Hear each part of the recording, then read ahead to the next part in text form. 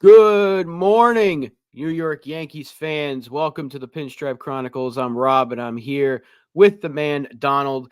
One more day without Uncle Tats. Donald celebrating his last day in the city, but wasn't a very good day to celebrate because the Yankees ended up splitting the four-game set with the Oakland Athletics, 2 games apiece. Another rough day for the offense last night, losing 3-1. In our 2 losses, we scored a combined total of 1 run. And in one of our wins, we only had 1 inning where we scored runs. So overall, it was a pretty rough series for the Yankee offense. What is going on to everybody in the chat? NFE, Uncle Tats is taking care of some stuff. I don't remember what it was, but he'll be back Monday. But he told us ahead of time he'll be gone Wednesday and Friday, so we're holding I down think the he's going fort. to see his family. Isn't he going to see his family in North Cal? Yes. I don't know if his family is watching this, but it might have been a surprise. So hopefully that already happened and he already pulled off the surprise for them. But Oh, great. yeah, Good job, Donald. we might have just spoiled his surprise. Sorry, Tats family. However, we're upset because the Yankees lost again to the Athletics. What did you think overall about these last couple of games? We'll start with the negative of last night because the offense was dreadful. Oh, it's frustrating, man. It's runners in scoring position. I'll keep repeating it. Runners in scoring position. What are they doing? Why can't they generate anything with runners in scoring position? It's maddening to me. Even in the game which I went to where we won 7-3, there was a couple of innings where we had tons of opportunities with runners in scoring position and we couldn't get that run across. Oswaldo Cabrera grounded failing with the bases loaded. It's been a theme, and it's been a theme that's been reoccurring over the last week or so. Runners in scoring position, not doing enough. So that's kind of the story there. Trevino grounding into a double play was basically the game yesterday. With the bases loaded, 1 out, that was the game. Nestor Cortez gave up a couple of home long balls, and that was it. That's all she wrote. I'm pretty down on this series. You cannot share a series with the Oakland A's. There's no way of dismissing that as going, oh, it's okay. It's April. Hey, look at our record. Woo! Like, I'm sorry. The Oakland A's are not a real franchise right now, right? So to lose 2 games at home to them is kind of shocking to me. They're not a real franchise. They're not going to be in Oakland much longer, for one. They're talking about playing in a minor league park for a while and then potentially moving to Las Vegas, right? Meanwhile, their owners could give a flying fuck what's going on in the field. And the Yankees have a directive to win the World Series this year with a team of consists of Aaron Judge and Juan Soto, and you couldn't win that, at least win the series. I mean, I was talking about sweep prior to the series starting, and now we've talked about sharing it. I'm not happy about that. I'm not happy about that. I don't think there's any way of excusing that. But that said, it is a long season, and then there will be times where the Yankees will lose to bad teams. I get it, but that's not a good team. There's no way we should be losing. And also the manner in which we've lost, like the 2 games that we lost, we basically didn't score a run, 1 run over 18 innings between them. You can't justify that. There's no excuse for that. You can't bunt a runner over and then like try and score from a single. You know, there has to be some way in which you could have generated at least a run. Give me a run against the Oakland A's. They've got one pitcher. Go one good pitcher, and that's in the 9th inning. Other than that, you should be able to shut him down. You should be able to do the job. So it's frustrating, man. I mean, and look at the pitchers that we struggled against. The first game, the dude was high ERA. And I remember saying going into the series, I'm like, we're going to get shut down by the bad pitchers. Did And we're say gonna, that, yeah. and what was it last night? Alex Wood went 5 2/3, gave up 1 run, 8 hits, 5 strikeouts, and he lowered his ERA to 6.59. That's what You a did good say start. that Alex Wood would shut us down. I'm pretty sure that if we looked at the receipts, Robinho did say Alex Wood will shut us down. And it's coming JP Sears. That was the first start. Thank you, NFE. So it was a rough series. And look, I get it. It's April, even though April's winding down. We still have 17 wins. We're tied for first. We shouldn't be too down. But when you lose 2 games by a combined score of 5-1 to the Athletics, yeah, I'm going to be a little pissed off about that because you should have won those games. You should have swept this series. You should have at least took 3. At least took 3 at home against Oakland. You cannot split that series. Now, we got a really good team coming into town tonight. So we're going to Milwaukee. I mean, so I hope that this is just like a rough 4 games for the offense and they can break out of it quickly because I don't want this to – I've seen this before where they have a rough series or they have a rough go at it and it spirals into something worse. Again, the good thing is we keep saying this. We still are in a very good spot compared to where we could have been last year at this point had we been losing games like this. But again, we're not going to sit here and sugarcoat anything. This is not a good look when you're struggling to hit against dudes with an ERA of 7, high 4s. The only guy you were able to hit was Blackburn for that 1 inning. And I know they put up 7 the other night, which was great, but you should have been putting up 5 runs a game in this series, especially against Oakland staff. I forgot who pitched the other Boyle. The Boyle was the only guy with the bad ERA that we lit up, and that's it. So yeah, we were 14-11 last year, 17-9 this year. So it's only a matter of 2.5 games. So it's not like we're blowing the roof off the place right now. And that's a lot of it because of the offense, because the pitching was phenomenal in this series. It really was. They did their job. Nestor Cortez, despite the home run, still gave you 7 innings. And if you're getting 7 innings, 3 runs ball from Nestor Cortez, I think you're signing up for that every single start. Yeah, that's true. I mean, listen, Nestor did give up the long ball a couple times, but like the numbers weren't awful. And if the Yankees did their job and scraped a couple runs across, then we wouldn't be talking about him taking the L. It would probably have been a no decision, but not an L. So yeah, it's more on the offense than Nestor. But I mean, we know who Nestor is. You know, he doesn't have great stuff. If he doesn't locate it pinpoint perfect, then there's going to be some pitches that are going to leave the yard. The A's do have a couple of hitters that are developing. They do have some young players that are developing. I will say that they've got maybe 2 or 3 guys who have potential to have a good career in the majors. They also have a very good closer, an insane closer that throws 100 miles an hour. So yeah, I mean, hey, they've done well with that, but they're still not meant to be going anywhere. So we should have at least taken 3 out of 4 at home. If it was in Oakland, it'd been a different story. I'd been like, hey, you know what? On the road, take 2 of 4. Hey, it's not the end of the world, but at home, it's a different story. Especially when they always struggle in Oakland. They always struggle on the West Coast. So that would have been like, it's just the same old song and dance on the road. But yeah, losing 2 to this team, especially when the offense looked, as my dad puts it, anemic. That great word choice. What other word can you use there? They look bad, and a couple of guys came up big this series, but overall, like the missed opportunities last night with Trevino's double play and whatever the hell he swung at later in the game. I think Judge had it was going right at his like chest.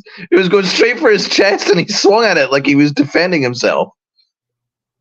And he had actually a pretty good series considering, but those 2 plays alone kind of take him out of the running for an MVP, I think, at least in my opinion. We'll see how the rest of that goes. Spoiler alert, guys. Spoiler alert. You wait.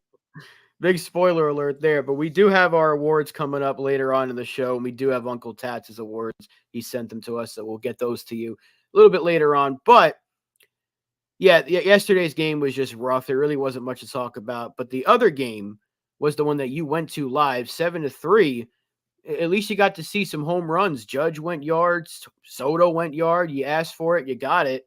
And we almost were completely like 100% right on Schmidt's stat line, which scares me that we predicted pretty much everything in that game. We How did. was it being there live?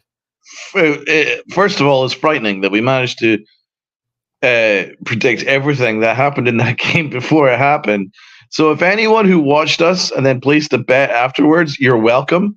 And myself and Rob will happily take 20% commission from whatever you took out of that. But yeah, don't forget, that's where you heard it here first. Clark Schmidt, 5 innings, 3 runs. 5 1/3 innings, 3 runs. We did say that. And it was always going to be 4 innings of basically perfect ball. And we said that as well. And we did predict that Soto and Judge would go yard. First off, it looks like Judge is turning it around. It does look like that. He was from what was obvious in that game was he squared up to every pitch. Even his outs were loud, and we got a little lucky with the balk that gave him another chance, and he made sure to take advantage of it and roped it to right field. So that was great to see. And Juan Soto's home run was majestic, and really happy to see Volpe get that triple. Now, hey, good teams take advantage of mistakes, and that's what we did because the A's made a ton of mistakes.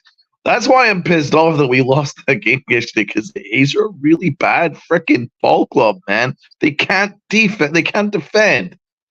If you put enough balls in play, they will fuck it up. So I'm annoyed that we didn't put enough balls in play because like they made a ton of errors in that game. Some that didn't even get flagged up as errors, like diving at balls and then it rolling past them and things like that. They just gave the Yankees a ton of extra bases and we took advantage of it. So it was still a fun game, though. I thought Schmidt did fine. We do need to work on what happens to him in the 6th inning. That is something that needs to be figured out. But I thought he did fine, and I'm very happy to see that Rizzo is starting to hit a couple of dingers now. That's good to see. That pitch inside, now he's turning on it and hitting it to right field. Great sign. And Judge looks like he's coming out of his slump. Great sign as well. And Juan Soto is Juan Soto. He is the MVP. He is everything. And he's the best player in the world right now. And that includes Ohtani. So we're very lucky and we're very blessed to have him because his numbers are wild, bro. I took a little look at the Baseball Savant page of Juan Soto, and it's just insane. Like everything's like in the 99th percentile. It's just insane, bro. He actually means more than Ohtani does, despite Ohtani being in the 100th percentile in like 3 or 4 metrics. Soto actually still means more in terms of runs. And wins over replacement. Yeah, if we don't have him in the outfield, we probably lose 2 of those games to Houston. Facts. He's played. I thought he's played very well in right field. He's been fantastic, and that's what the one thing I was saying going into the season. I like the Yankees' decision of putting him in right because he was better in right field than he was in left. And if it meant Aaron Judge had to move to center and maybe play some left field, and so be it. I know he can handle it. Soto is great in right field, especially with Yankee Stadium being a lot shorter distance than most stadiums. So I think putting him in right field was the perfect decision, and so far it's paid off. But yeah, we can't say enough about Juan Soto. But the real question is, Clark Schmidt, what is it, right? What is it about the 6th inning that seems to like spook him? Because he's like the first 5, he's like Superman. Then the 6th inning comes around, he's just like it's like he saw a ghost. And he gets the nosebleed. Yeah. So what do you think it is? Is it just fatigue? Is he not built to go that long into the game? Because he's only threw 92 pitches all night, but he was 1 out into the sixth. His stat line wasn't bad by any means. Another start of 3 runs or less, 6 strikeouts. I think that's 3 starts in a row with 6 strikeouts at least. But is it like NFE saying? Is he overthinking? Is he just not built for late innings? What do you think it could be? I would say that it's nothing to do with fatigue. Um, I would say that, well, if you just look at the numbers, the batting average against shoots right up from the fifth inning onwards. It's like the third time around the order is my issue. I don't think he's got the stuff to go much beyond that. I think once you get to the third time around the order, the other team kind of has a handle on what he's got. So because it's just clear as day. That's what his problem was last year. Same problem this year. He can't seem to get beyond that point, which is why there's a ceiling on him. But he's still a solid ceiling that you take it. Third or fourth starter. Yeah, you take that. So I'm not down on him. Like, listen, if the worst thing that happens is that gives you 4 innings of shutout ball, and then like 1 inning where he gives up 2-3 runs, at the end of the day, it's still 5 innings of 3 runs, and it's still pretty solid. He's still keeping your team in the game. So it's not like I'm down on him, but there is that point, and I just think it's actually stuff. I just don't think he has enough variation in his stuff that when it comes to the third time around the order, that the other team doesn't already have a handle on what he's going to throw and when he's going to throw it, and it's pitch sequencing. So what I would do is I would sit down with, I believe it would be Wells. Looks like Wells is going to be his catcher. I would sit down with Wells and Schmidt and say, right, we need to work on the pitch sequencing once we get to the fifth inning. We need to mix things up a little bit. Don't have them sit pretty on your fastball. You need to try and mix things a little bit more. Try and surprise them with something else. Show something else in your arsenal.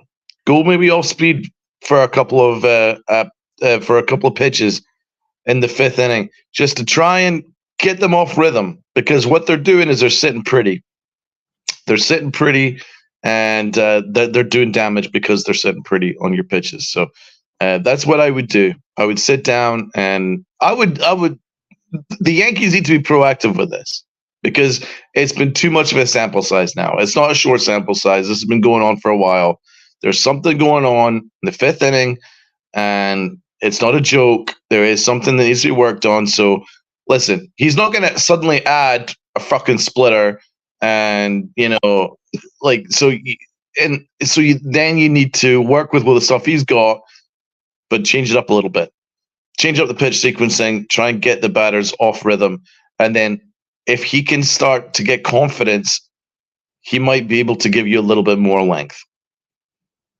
Yeah, I mean, he's already changed a couple of pitches around. Like, I know he went to more of a cutter over the recent, like, I think last 2 years. Last year, he really brought in that cutter more than not. And he has a good pitch mix. It's just like you said, though, when he does get to that third turn through the order, they know what he's going to throw. Yep. So you might fool them the first 2 times. But once they see you a third time, it's like, okay, well, I know the cutter. I got to look out for that cutter. I got to look for that sweeper, whatever that thing is called nowadays. And that's really always his 2 best pitches. And if you can square up on those, he's kind of lost. And that's where you get to him. And that's what we've seen over the last 2 years. It's just been consistent. 3 runs or less, 3 runs or less. But usually those 3 runs come in bunches.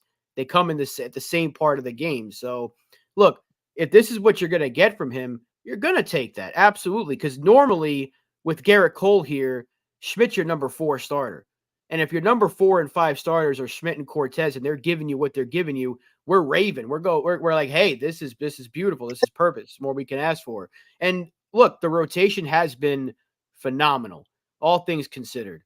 with Garrett Cole out, these guys have stepped up. Stroman's been great. Rodon had a great start. Luis Heel has been phenomenal. And Schmidt and Cortez have done exactly what you could ask them to do. Cortez has actually given you the most length out of this rotation, which is shocking to me. And Clark Schmidt's been exactly what he was last year to this point. So I think all in all, the rotation has been just fine. So let's talk about that, because in this series, rotation ERA like 3 on the dot, like 309. it's a little bit. All right, NFE put it up earlier in the chat. 309, yeah. So thank you, NFE, for that. But Dude, that's fantastic. There's nothing to argue with that. That's fantastic. Considering my biggest concern going into this season was our pitching and our depth of pitching, all including our bullpen. I have to say our starting rotation has been better than advertised. They've done everything you could possibly ask. So that's been a real positive. Yeah, I mean, 1,000%. And what is my dad saying here about Trevino? He has no throwing arm to second base. Yeah. 3 feet short of the base. Wells needs more playing time. Well, maybe after last night, we might see a lot more of Wells, because he had a better series. He had that bunt. He had a couple of hits, I think, 2 games ago. So we'll see what we get out of Austin Wells moving forward, because we talked about that the other day. He needs to get more playing time. Melo, I don't know what is wrong with that Torres, and I'm not surprised about the outing from Nestor, but he did good. But letting shitty teams split the series is unacceptable. It can't happen again in the long run. Exactly. That's what we're saying.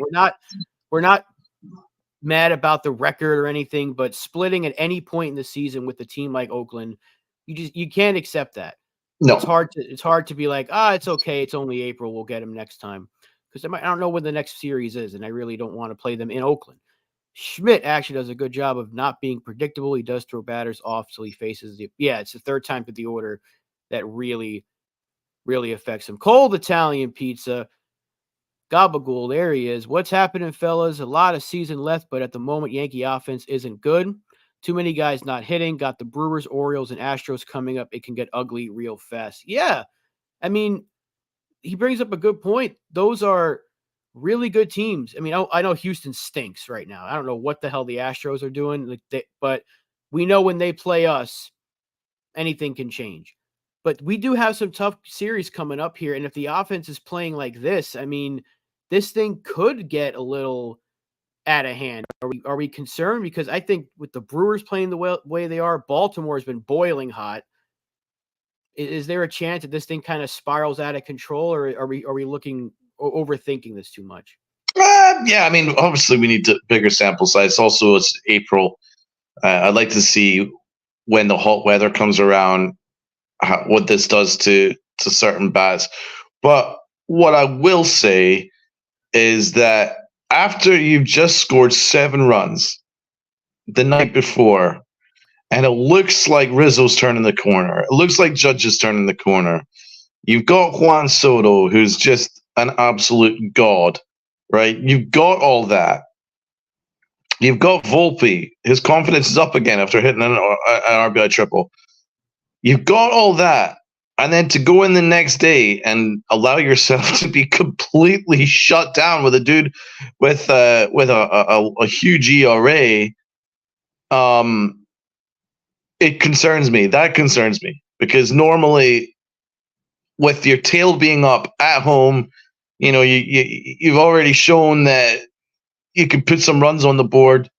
How did that not carry over into last night? That's what concerns me. So it just seems to be that maybe this is something, because you'll also look at the Rays series where he went 10 innings and couldn't even put a run across, and that includes the ghost runner. So there's that, and then also the rest of that series was very kind of quiet for the most part, apart from 1 inning. So yeah, it's something. It's something. I don't know exactly what it is, but it's something. It kind of beats me, because the talent's there. The talent's there. And we've already seen it. Like, we've already seen signs that some of our guys who have been ice cold are starting to turn it around, and yet still the results aren't there. Right. I think I'm seeing a lot of, to me, when I watch this offense, I see a lot of weak contact. a lot of soft ground balls, and that's leading to a lot of double plays, which we're always hitting into. And they're leaving guys on base, runners in scoring position, failing with runners in scoring position consistently. And it doesn't matter who the hitting coach is. That seems to be the Yankees' issue every year. Whether it's Mhm. Lawson, Casey, or Rosen, we're hitting into double plays at the worst possible time. Soft contact is going to kill you. I get it. Oh, you put the ball in play, anything can happen. But sometimes I want the exit velo to be 106 and go down the line or go into the gap rather than be a slow roller that hits us out of the inning. I'm seeing a lot of that from some of these bats. Gleyber Torres, we can go on for hours about his issues right now because he can't hit, he can't field, he can't run the goddamn bases either. He's getting picked off. So Gleyber Torres right now is just a mystery. Who knows what's going on with him? But there's, to me, a lot of soft contact, and you can't be getting that with guys like Stanton in the lineup, who's known for exit velo. Judge, Soto hits it a mile. Torres can hit it for high exit velos. Same thing for Austin Wells. We've seen that from him. Volpe can hit it hard. These are guys that we have in the lineup that can hit the ball hard, hit it far, and we're seeing a lot of rollover ground balls. So is the whole lineup just struggling with timing outside of Soto? Because he's the only one that hasn't been hit by this inconsistent bug. And I don't know if it's going to be coming for him or not, because it usually happens to every player, even the good ones. But until we see like our key guys break out for a long period of time, not just one game or one series, this is a bit of a concern because we need Judge and Rizzo to really be like on a streak, on a hot streak for at least like a month or something. Like give us a good 2-3 series of just consistent bats, and I'll feel a lot better about this offense when the weather does get warmer and we turn into summer. But right now, I am a bit concerned because it's been a good 2 weeks now of this offense being very inconsistent after a fantastic start. So, And but the good news is at least we've seen them have a good start. right. Like they started the year off like a bat out of hell. They were just crushing the ball, which gave us all confidence. But we have to remember it's a marathon, not a sprint, and there's going to be times where even the best teams look anemic. Um, Heck, even the 1998 team had to have a team meeting with Joe Torre digging into them in April because they didn't start so well. And so there's that.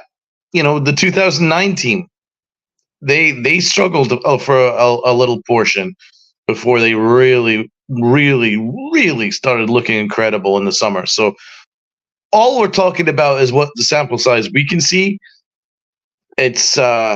It's a little bit of a mystery. I can't quite pinpoint it because the offense on paper looks fantastic. And also in terms of like the swing, looks okay. The only person that kind of concerns me is Gleyber Torres. Anthony Rizzo is a bit of a concern too, but the fact that he's able to turn on that inside pitch and start um, hitting some lofted fly balls down onto the right field porch is a decent sign. But there's not too many concerns. This team is pretty much as advertised. It's good. So I want to see how it looks in the summer.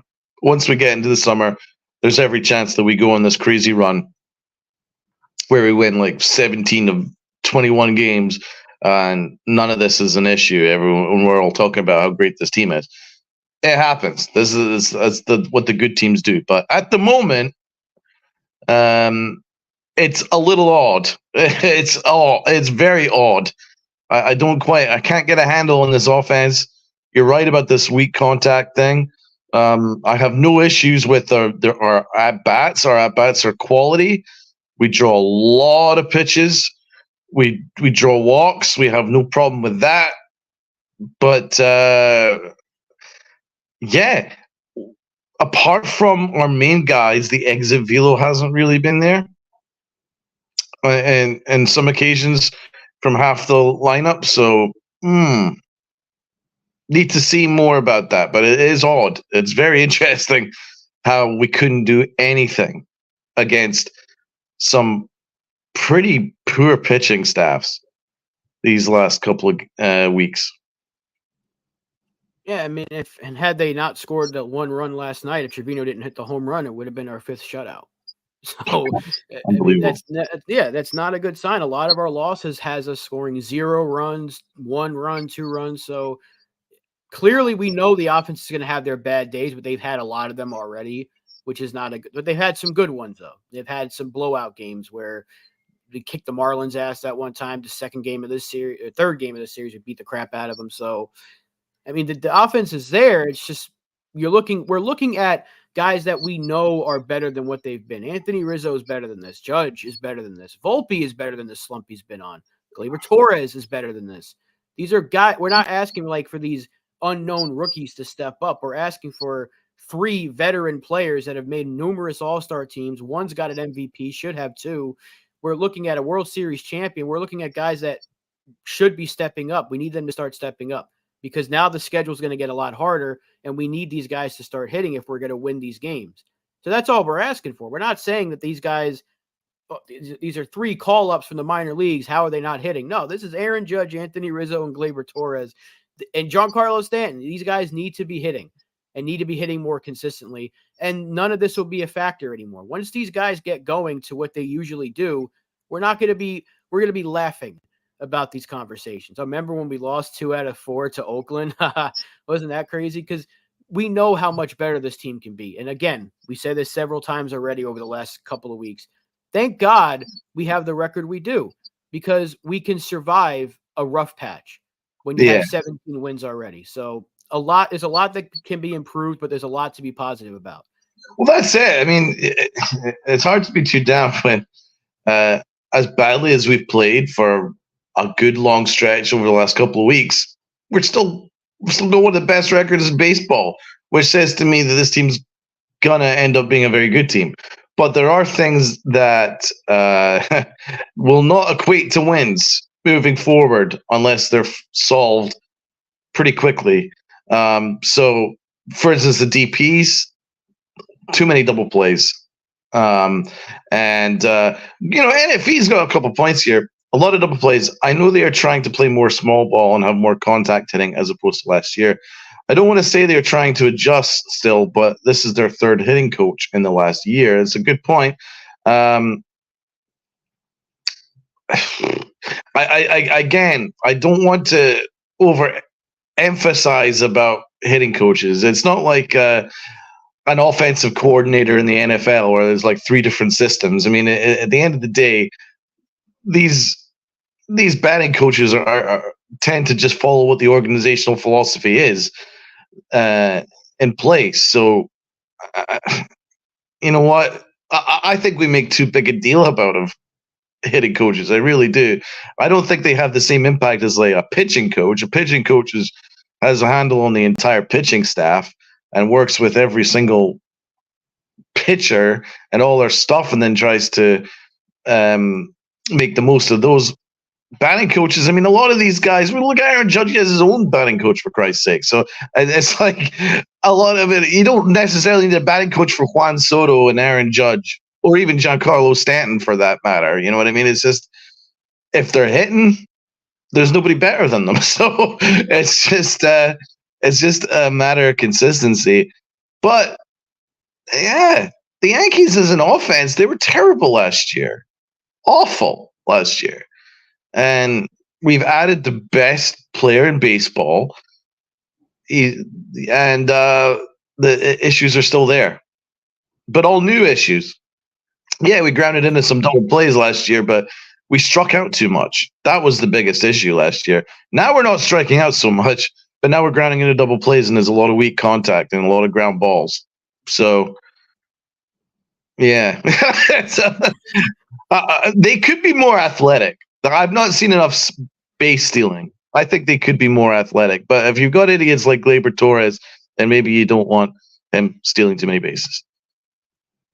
Yeah. Again, maybe you try to find the middle ground. Maybe you do have a few more strikeouts if it means you hit the ball harder. Maybe something like that. But that's just trying to reinvent the wheel. But your point about the offensive coordinator, it's great because it's so much different in football because you see a quarterback have to go through multiple coordinators. Yeah. It's going to screw him up.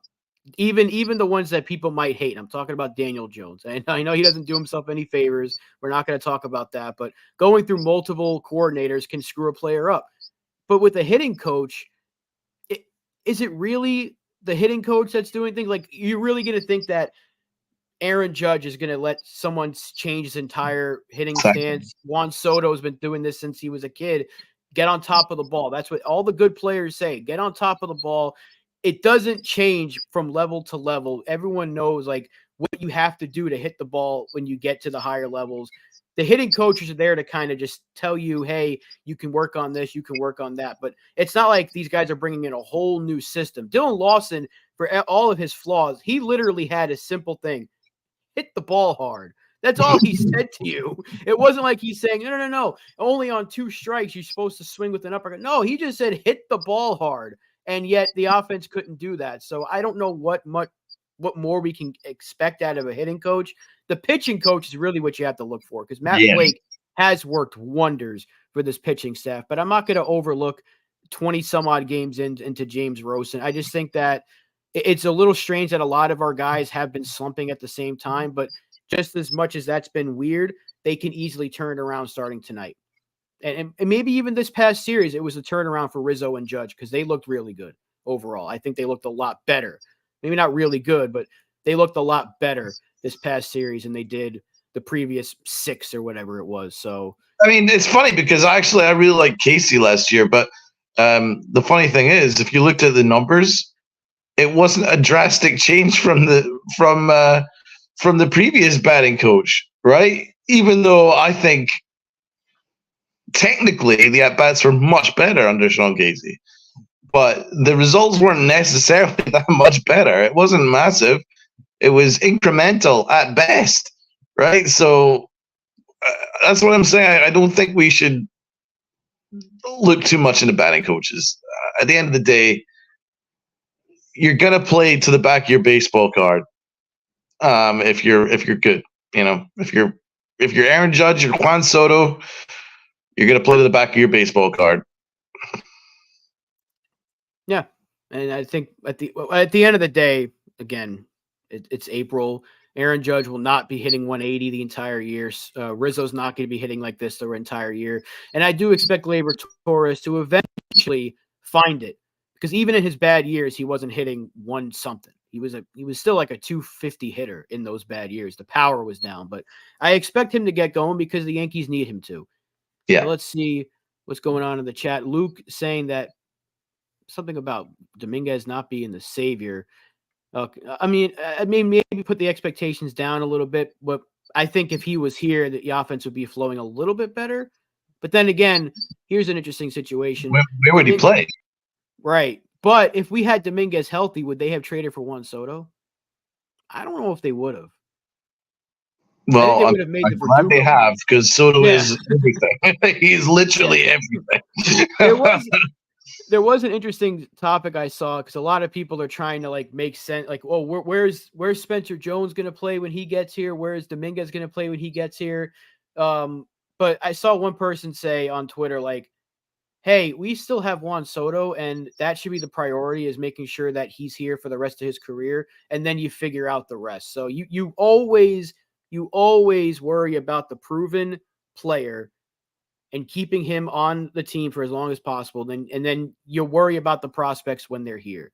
So when Dominguez gets here, he will have a spot for sure. Once he's healthy and 100% healthy, he will have a spot, probably left field, maybe some center field as well. Verdugo they'll rotate him around. Maybe they'll DH Judge a little bit. They'll find a way to make it work. I have no doubt about that. We're not going to worry about Spencer Jones until next season, even though he's off to a fantastic start since he's finally gotten healthy from that neck issue he was dealing with. But hey, if there's one thing that we can criticize, is not actually our starting lineup. I mean, our lineup has been the same every single day, which is great.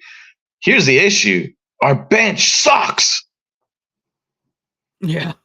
Grisham has done nothing. He's done less than nothing. He's a big fat 0. And we've given him at least a couple of games, and he's been a 0 in all of those games. So he's an issue. They don't have a backup to Gleyber Torres. They don't even have a backup to Anthony Rizzo, right? We all are rooting for Austin Wells, but he has not done much at all this year. Neither of our catchers can throw to second base. So, I'm more than happy to talk about our bench. And it's funny because, maybe it's looking for issues, but that's not sustainable.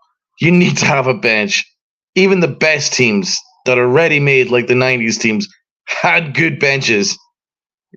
they had guys that could step up in big spots and give you quality games when you needed it, like freaking Ricky Leday coming in, Soho, Luis Vizcaino, good backups, solid backups that you can rely on.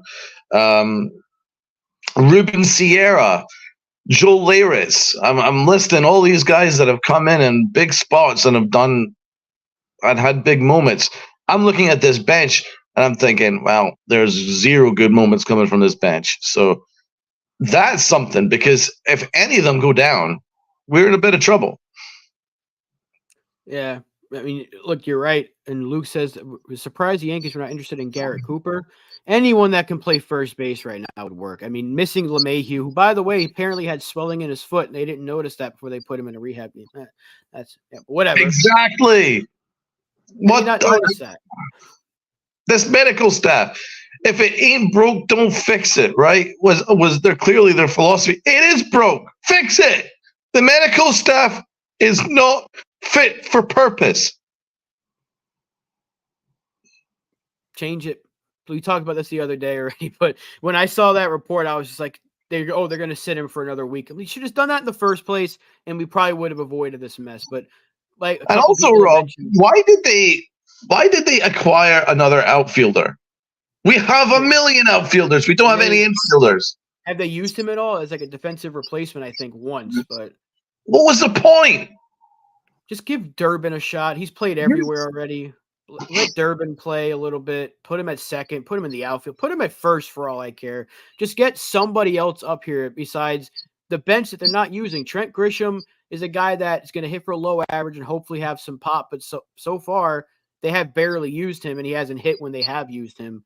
So the bench really is a mess. And we'll see what they do with Ben Rice, because I've talked about him plenty. I think he's eventually going to get a shot. He should. And let's see. Joan, I have no faith in DJ anymore. He's injured more than Stanton at this point. I mean, it's kind of neck and neck with the injuries with those two. Rumfield. Rob, that says that Dominguez plays center, Judge back to right, Soto to left. No. Jones can play first with Rizzo, and Verdugo is a DH. Well, first of all, Verdugo is a borderline Gold Glove left fielder. He is a phenomenal left fielder. Juan Soto is a negative left fielder, but a plus right fielder. So that doesn't make a whole lot of sense, I'm afraid. I'm not moving Soto to left. I'm keeping him. He is staying in right field. You can move Judge around if you want. You can move him to left or center. You can put him at DH. So Verdugo needs to stay in left, and Dominguez can play some center field until Jones is here. But I think Dominguez will be a lot better in center field than people might think. I know he's shorter and his body type doesn't really tread in that direction, but I think for the first couple of years he can play center field just fine, and then eventually he'll be a left fielder. But no, you're not moving Juan Soto in any way. He's been so good in right field. They made such a good decision. I mentioned that earlier. No, you don't move him from there. There's no way you move Juan Soto from right field. There's just not much of a room right now for Dominguez. As great as he is, at the moment, our outfield alignment is not a problem. Aaron Judge has been a plus in center field. He's been okay. Juan Soto's been a really good right fielder. If you look at all the numbers, it's been very, very good for him. And Verdugo's an excellent left fielder. He's made a ton of plays in left field. And also, let's not forget, the left field in Yankee Stadium is pretty huge. You need a good left fielder. You can't just stick anybody out there in left field.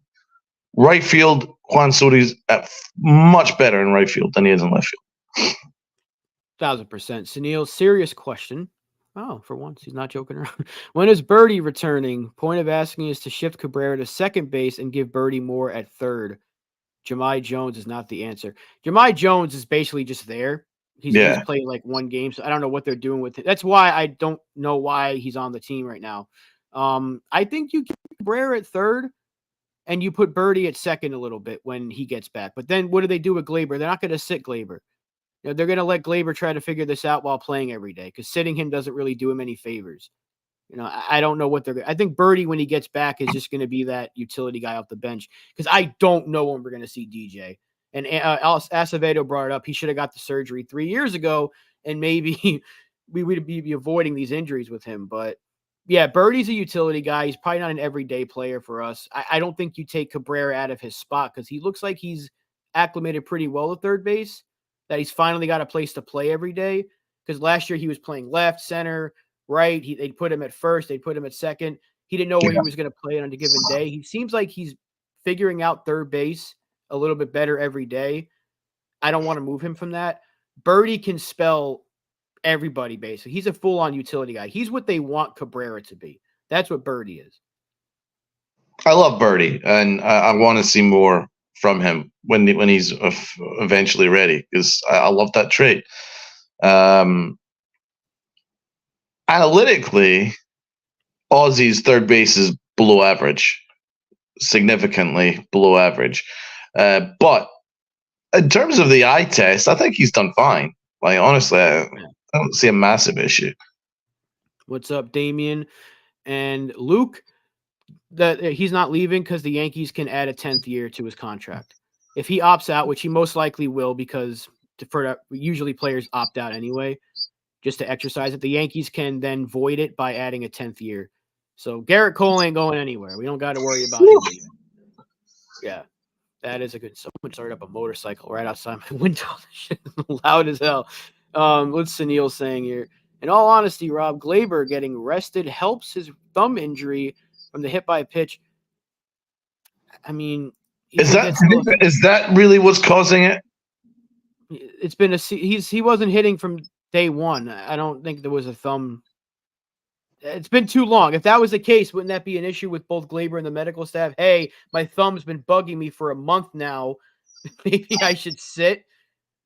I don't know. I mean, the medical staff did somehow bypass an entire concussion, so I can't I can't give them the benefit with that. But I don't think, unless the thumb injury has infiltrated his brain, there's no excuse for his mental errors, which he still makes on a daily basis. So, yeah, I don't think it's the thumb injury. I think it's Glaber. Yeah, it's Glaber just going through a rough patch. Cold Italian Pizza says, what's happening with Peraza? I think he's growing. He's trying to ramp up a little bit, but it's going to be a little while before we see him, which sucks. Wow, yeah. And Acevedo, remember, they let Trevino play even though he was telling them. Again, yeah. So, A+ medical staff, good job, Yankees. But there was a change that the Yankees needed to make. It was the medical staff. Yeah, 1,000%. But they kept them, and we're still seeing their fantastic job that they do with these players. But let's bring back an old segment that we tried for a week, and we haven't seen it for a while. But I'm going to give my prospect of the week. Let's go. First time in a while, and I'm giving it to the man that should be on the major league roster right now, Clayton Beeter. Went out there and had another good start last night for Scranton. So far on the year in the minors, he's pitched 17 innings, 26. I'm sorry, I don't know why I got the number 26 from a 3.63 ERA, not 26 ERA, because he wouldn't be my prospect of the week. But he is looking pretty good, and I think he should be on this major league roster. I like that he's taken the demotion and he's just kind of ran with it, and he's still doing his thing. He's pitching exactly as you'd expect him to. Hopefully they see this and get him back here soon enough. But Clayton Beeter, for the first award of the season, prospect of the week, goes to you. Right. So tell me more about what you see as Clayton Beeter's ceiling and floor from what you're seeing. Ceiling, I would say, just based off of his stuff, I think he's the Michael King of this for the bullpen. I don't know if he's going to project as a starter. I think he's going to be a Michael King type of guy that can give you 2, maybe 3 innings, maybe even spot start if need be. But he's got really good strikeout stuff that we can really use in this bullpen. We've talked about that. And a guy that can also give you innings, which, again, we can also use. I think he's got the ceiling of a very, very good multi-inning reliever. And floor, I guess the floor would be he just struggles at the major league level and doesn't really see the time. I don't see that happening. He's got such a good pitch mix. He's got good stuff. He's In been my great when opinion, you got him. in my opinion, I think King is the floor for him. I think there's a higher ceiling than Mike King. You think like a bottom of the rotation starter for Beater? I'd say I don't know about him as a starter, but I love his stuff, and I think that there's a high leverage reliever in there. I've even dropped the potential of him being a closer down the line. Not sure, but he's got really good stuff. Going to his strikeout per walk ratio, these kind of analytics, and let's see what it's coming up with, because I would be quite interested in what he's doing so far. Well, in his minor league career, he does have 398 strikeouts and 278 innings with a 1.34 whip, which doesn't look too bad by any means. He has walked, 152. He's walked 9 batters this year in his 17 innings at the minor league level, but 26 that's the number I got, 26 strikeouts. I was looking at strikeouts instead of ERA. He has 26 strikeouts to 7 walks. So not a terrible ratio. That's why I think he projects well as a multi-inning guy out of the bullpen, because Michael King was really good in that role, and he saved us in so many different instances. I think Beater can really fit that role better than Hamilton is right now.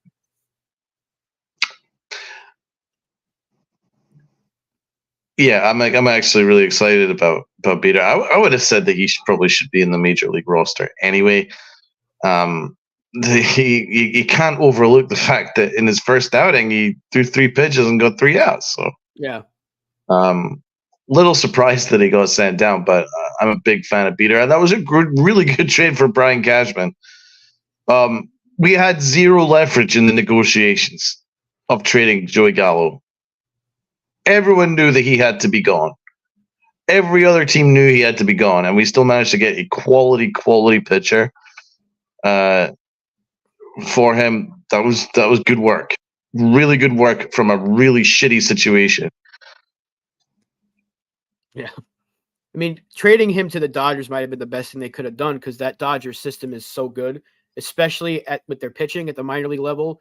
Getting anybody from their system was a plus, but the fact that Beater has come here and he's looked, in my opinion, he's looked better with the Yankees than he did in the Dodgers staff, I think that tells us that our minor league system is very good as well. And I really am excited for when they eventually do get Beater back up here. They just sent Cody Morris down, but I don't think they made a corresponding move. I know they added somebody to the 40-man yesterday. They DFA'd McKinley Moore. If anyone can give me that name, because it's escaped me. It's like a former Met pitcher, I think. Yes, I saw that move. Maybe that's the guy they call up today, because they just optioned Morris back to AAA. But Michael Tonkin, thank you, NFE. Yeah. So they brought him in. Maybe that's the move, or maybe Poteet comes back. That'd be nice. Yeah, I like Poteet. However, we've got a few minutes left here, and it's time for our awards for this Oakland series, if there were many. Donald, you're back. You weren't here with us last Friday, so you get to get back into your rhythm here. Give us the first award. Oh, dear God. It's hard to think of an MVP for this series. It really is. It is. Like,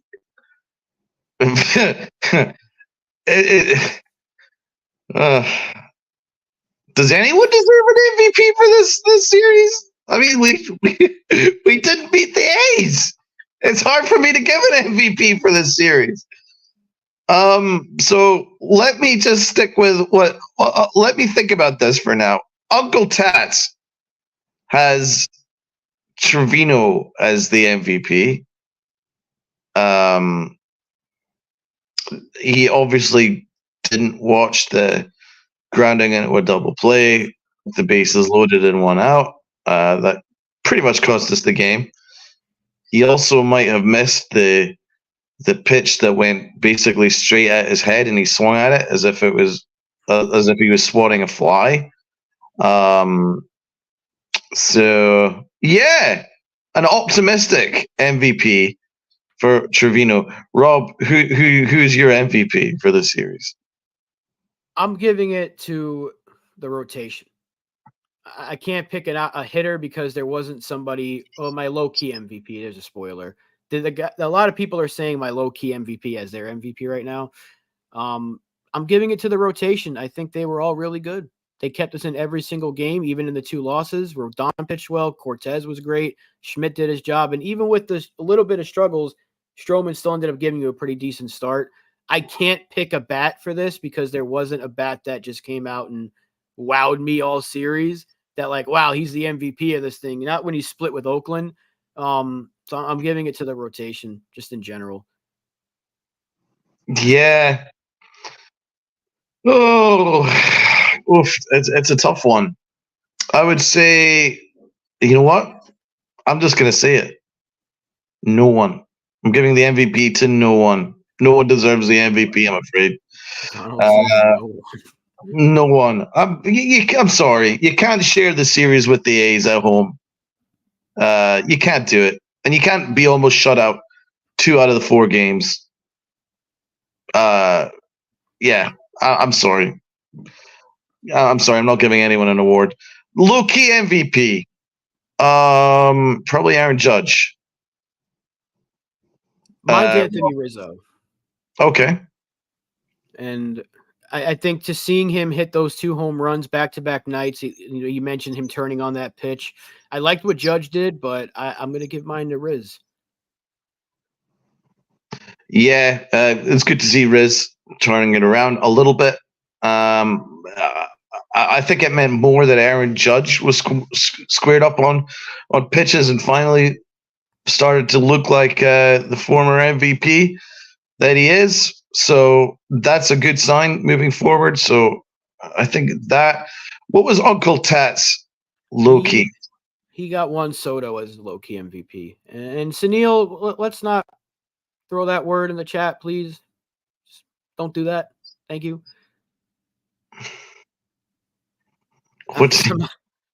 You'll see it. Just don't say it. Oh God! I'm not gonna highlight it for obvious reasons, but terrible. Come on, be better, man. Be better. It's a morning show, right? People are waking up on a Friday. They don't need to be seeing that. Come on, man. So let's see what. A lot of the fans here. We didn't even get to the fan vote. MVP. I think Rizzo took the award there. Okay. Now for low key. Frederick has Rizzo. A lot of people are just, I guess, shocked by Sunil's comment. They're not giving us a low-key MVP. NFE says Judge for low-key. Okay, so right now we've got 1 for Judge, 1 for Rizzo. Someone can break this tie. We can get on to the next award. Until then, let's go to the best pitcher. Uncle Tats has the bullpen. Just in general, the bullpen got his best pitcher award. Mm-hmm. Sunil says Volpe for low-key MVP. So we don't have a winner for that. Wow, so, come on, guys. Put more votes in for low-key. Help us out a little bit. Trevino's from D-Rod. You guys are it's all over the place now. That's basically what the series is. That's why I can't name an MVP. It's like no one really stood out. Everyone was as bad or as good as each other. Stevie B says Soto. We got 5 votes, so we're gonna say two for Trevino. All right, so low key MVP goes to Trevino. Oh my God! So for best pitcher, it looks like Acevedo says Weaver. Sunil Heel did not pitch in this series, so good luck. I don't know. So Tats has the bullpen. Donald, who is your best pitcher?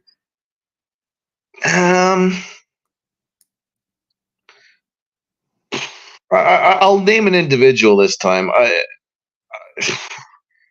I'll probably go Rodon. I think Rodon deserves it.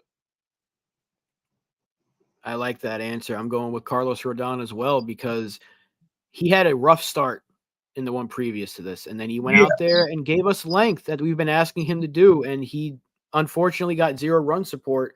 So I'm giving that one to Carlos Rodon.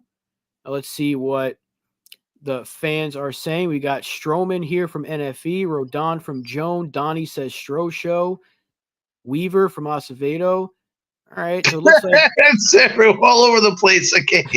But we do have multiple votes here for we got Frederick breaking the tie with Rodon. So we got 2 for Rodon, 2 for Stroman. Come on, next one wins, guys. Stroman or Rodon? Stroman from Sunil. All right, so Sunil breaks the tie. It looks like Neil Cal with the then Luke goes with Rodon. There we go. I wouldn't want Sunil to be the deciding vote. Sorry. Rodon ties it back up as 3-3. This thing's getting interesting here. More interesting than the Yankees offense. That's for damn sure. So we'll go on to the Take the L MVP, or not the MVP, the Take the L award. Uncle Tats has Gleyber Torres getting the L. I think that's a pretty good award because he's been bad all around. Yeah. You don't get a second vote, Sunil. That's not how this works. Who's taking your L, Donald?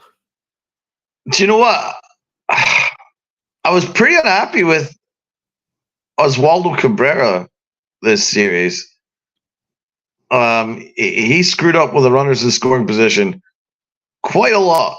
In fact, there was one point before we broke out in that game that I went to where he failed runners in scoring position, and I leapt up off the seat and I was like, runners in scoring fucking position, and I stormed off the bleachers and had to go and recollect myself down in the lower level before I got back to my seat.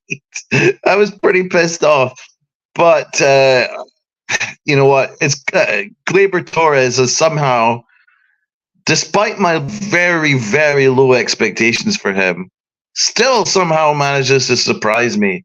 And that was with him getting thrown out, not necessarily stealing, but just kind of wandering around, just, dazing off between first and second, just having a little snooze, thinking about what he's going to have to eat that night or whatever he was thinking about. And he got thrown out. So he takes the L. It's a clean sweep because I got Gleyber as well. It's just everything that could go wrong with this guy has gone wrong so far. And Acevedo does bring up a good point. Judge has 10 of the 29 double plays of the year for us. Jesus God. And that goes back to my comment earlier about the exit velo and the soft contact, a lot of ground balls. I need Aaron Judge to be more of a line drive fly ball hitter. I don't need the ground balls from him. He's a power hitter. I need him to be a power hitter. Take the L. Stevie B says the umpires. Torres from Donnie. NFE says Gleyber as well. Frederick saying Trevino. Sunil saying Trevino. He also says Wendelstedt. He's once again putting 2 votes in there. I don't think you understand how this voting system works, Sunil. But to be fair, he is right about take the L. What the fuck was Trevino swinging out late in the game yesterday with that pitch that was going straight for his fucking shoulder? That was take the L worthy. I do agree with him on that. That was take the L worthy, and that's why the idea that Tats gave him the MVP. I mean, it just shows how bad things were this series that he would be considered for that award just for that alone. I like D-Rod's comment here. He changed his vote from low-key MVP to the fan that yelled behind. They yelled at the home plate umpire. Well said. He got our manager booted from the game. He's the MVP. Oh Lord, but that was hilarious though. I can't stop watching that clip. Seeing the guy in blue just look shocked. They're like, oh shit, I just got boot ejected. Okay, the clutch award. Who have we got as the clutch award? Well, Uncle Tats should take the L because he doesn't have a clutch award. Oh, wonderful. So, Uncle Tats, you get that. My clutch award. See, this one, I want to give it to a hitter, but who's come up in a clutch spot? Probably Rizzo. Now it was that first inning home run in the second game that got Yeah. us got the 4-0 lead. And if not for that, we would have lost that game too because we ended up giving up 3 runs. So I'm going to give my clutch award to Anthony Rizzo. Okay. Now,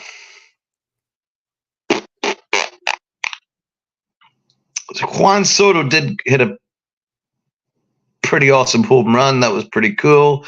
Stanton came through in a big spot. I did say, spoiler alert, Stanton was going to get an award, but then he really struggled in the game. So, damn it, it's a tough one.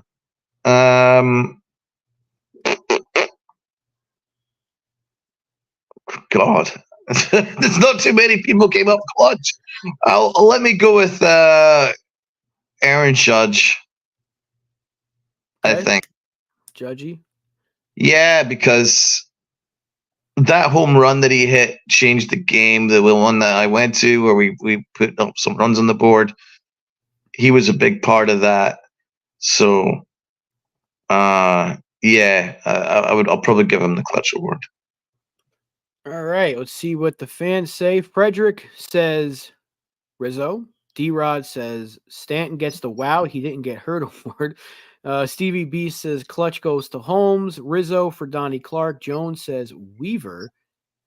Okay, so we've got a little bit of a mix. I've seen a couple for Rizzo, though. So looks like Rizzo's getting it. And Sunil, you don't get 2 votes. Again, how many times? We got to tell you.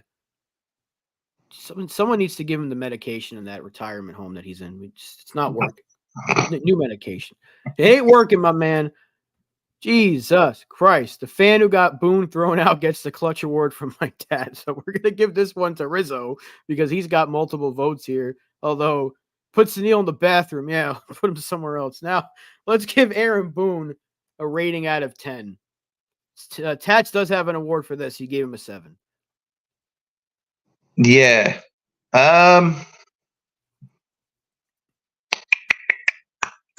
mean, we didn't win the series, so I can't give him a 7. I'm afraid. No matter, even though he didn't necessarily do anything wrong, he can't control how bad the offense has been, and he didn't really do anything wrong with the pitching. But what I would say is, if you get thrown out for no reason, he should have kicked up a bigger stink than he did.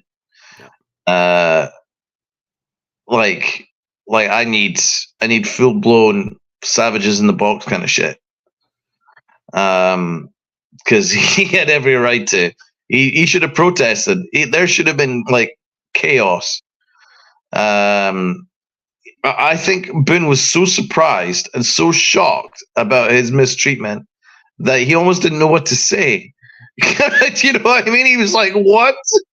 He just looked completely surprised. But he really needed. Also, take the L. Why didn't the bench coach do more? I would have had the bench coach come out with him and defend him, and make it like a unified front, because he was kind of left on an island, I felt. So, you could make an argument that not enough people were defending him for getting thrown out for no reason. I thought that was a fucking joke. So, yeah, I can't really blame him, although he probably could have caused a bigger stink about that. And then also, when Soto got struck out on 7 balls, dude, like, again, someone needs to be chasing after that umpire, going toe-to-toe with that fuck for that. So maybe Boone probably could have maybe done a little bit more with that too. So I'm giving him a 6. Yeah, I gave him a 7, and it was because he didn't do anything wrong, but he should have argued that more, because he should not have gotten thrown out of that game. But the fans are saying 6 as well. It's pretty unanimous with 6. Yeah, I think it's 6. How about the prick's prick? Because Uncle Tats has Wendell Stet, the idiot that threw him out of the game. Yeah, there's no doubt. There's no doubt about that. Uncle Tats has nailed that one. He is the prick's prick award, because not only do you take the L, listen, you can make mistakes, right? Umpires can make mistakes. umpires can maybe mishear things, because he's focusing on balls and strikes, which is kind of funny, but that's what their job is. But the umpires are so bad at it, which is it's really ironic. But anyway, that was his job. So maybe he did mishear something, but own it. But he refused to own it because he's a prick. He didn't own it. Afterwards, he changed the narrative. Oh, well, I heard something, and the manager, he's in charge of it. So the manager Aaron Boone can't control what the fan says. That's the stupid thing, right? And also, you are allowed to throw other people out. He said that, the manager is in charge of the dugout, so I'm never going to throw out a player or anybody else. It has to be the manager. So he changed the narrative. That's not how it's supposed to be. And also, you're 5 pitches in the game. Chill the fuck out. It's complete nonsense. He's a prick, and the stuff that he said in the media afterwards says that he knew he fucked up, but he refused to own it. But listen, there's no accountability for these umpires. They're going to run roughshod over the league. They're going to run roughshod over it all, and they don't care because it doesn't affect their wins and losses and their W and L column. You know what I mean? They should. They fucking should, but it won't. Worst thing that happens to him is that maybe he gets a minor slap in the wrist, and he'll be right back out there a couple of days later. This is the worst things that happen to him. Yep. For the Yankees, God knows. Maybe it's the difference between first and second. I hope not. But, the W's and L's pile up for the Yankees, but it doesn't pile up for the umpires. There's no accountability there. He threw out a manager for no reason. And what the fans said, all he said was, come on, home plate. If that is the worst thing that you've heard, then I don't know what fucking gaga land that fucking umpire's living in. Because I've got some other coarse words that I can fucking give him, which is a hell of a lot worse than come on, home plate. So what a thin-skinned little fucking prick. Prick's prick. Yeah, this one's easy to give out. Everyone's in agreement. It's that douchebag behind home plate. Somehow, I don't think Angel Hernandez would have done that. And that's what's crazy. I don't think Angel Hernandez would have thrown out Boone for something a fan said. Oh my God. We can go on for another hour talking about these umpires. But yeah, Wendell douchebag is what his name should be, fucking throwing out a manager for something the fan said. I could give the Prick award to that fan for sitting there looking dumbfounded after what happened, but he's got the right as a fan to say something. But the umpire behaving the way he did, 1,000% gets that award. That is the awards for this series, though, against Oakland. And Monday we'll be back with another awards because we got the Brewers series that'll be wrapping up. So we'll have another awards show Monday, and Uncle Tat should be back for that unless he decided to take another sabbatical.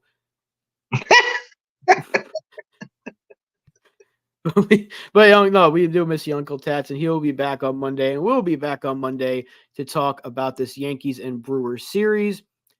Make sure to tune in for Sunday's show with Lynn and Jonna. They will be doing another episode of The Upper Deck as they do Sundays at 11. It's been great, a great show, a great week of shows, and hopefully we get a better weekend of Yankees baseball. We will be back Monday. Good to see everybody in the chat. And as Uncle Tats always says, wear those pinstripes of pride and play hard. Salute, guys. Have a great weekend.